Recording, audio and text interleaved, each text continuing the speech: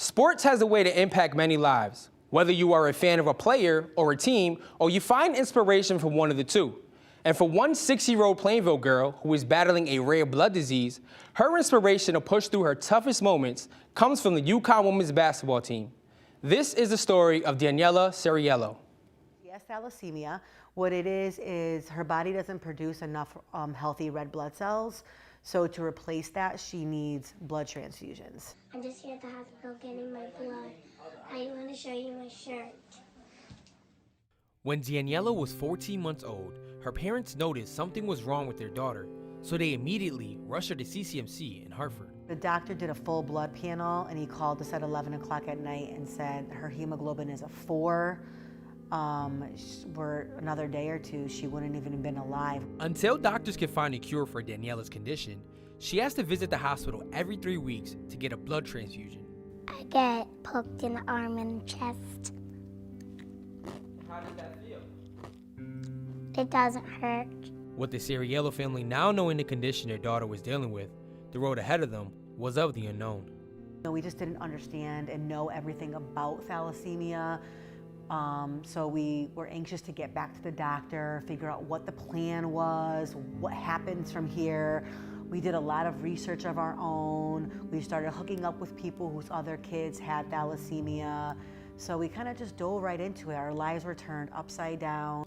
But the family has managed to adjust and become more formative with their daughter's condition. And on November of 2018, the UConn women's basketball team signed a little star. Daniela's strength and perseverance make her a perfect fit for UConn women's basketball. And we are so honored to have her join our community. Kids are the best at understanding what other kids are going through. So this means even more to us to have her be here with us today. Through Team Impact and CCMC in Hartford, Daniela became part of the Husky family, something that brightens up her day when she is at her lowest. If my mom shows me a video, they cheer me up. I get to throw balls out with them at the end of the games, and I got to see them at my hospital. She loves those girls. They have been such an impact on her. She's learned about teamwork, friendship. She's even learned a lot about basketball. This has really been a blessing for all of us. Hi guys, it's me, Daniela. I just want to say, I hope you guys get your game today.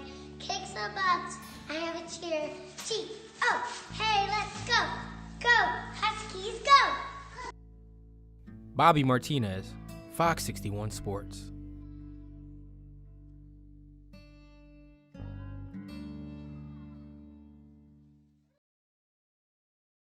Somebody got to do something. And I'm talking about our community, folks. We got to do something. A shout for change echoed throughout a Hartford street Tuesday night as dozens gathered for a vigil following the death of 2 men who were shot at a house party early Sunday morning.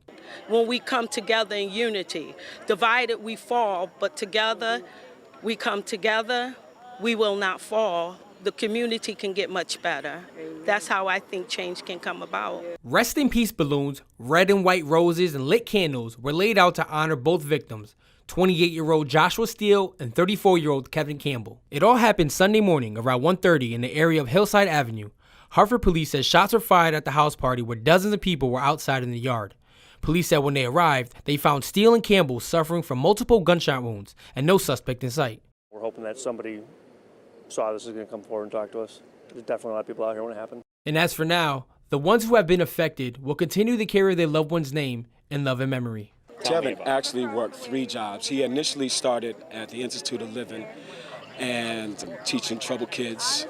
As he progressed, he got with eye care. He was a mentor. He also started an unorganized basketball team just for these kids to find teamwork. Not eye work, but teamwork. Let's help bring some peace and some comfort and some closure to the young man or men or person who did this. Try to turn your life around and do something right for a change. In Hartford, Bobby Martinez, Fox 61 News.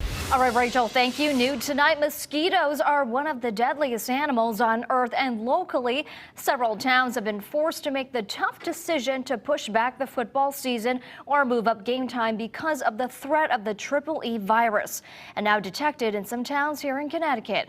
Fox 61's Bobby Martinez shows us how the deadly virus has some school districts, students, and fans on edge. When it comes to football, an extra day before a game can help a team focus on two things: preparation and also rest. And while other teams across the state already started their football season, others had their pushed back due to the EEE virus. In recent months, mosquitoes here in Connecticut have tested positive for EEE, resulting in a delay to the start of the season for some teams.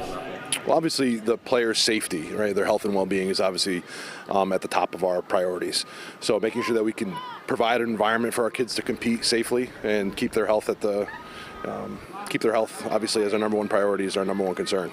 In what was supposed to be a game under the bright lights Friday night between Xavier and Norwich Free Academy turned into a day game Saturday, a move parents have different opinions on. I'm glad that they changed it for the kids' safety. That should be most important for everybody is, safety. I feel good. I send my son to the school for a reason, and I know that NFA, I went there too, same thing, that they should be putting the kids first, not what spectators or anybody else wants.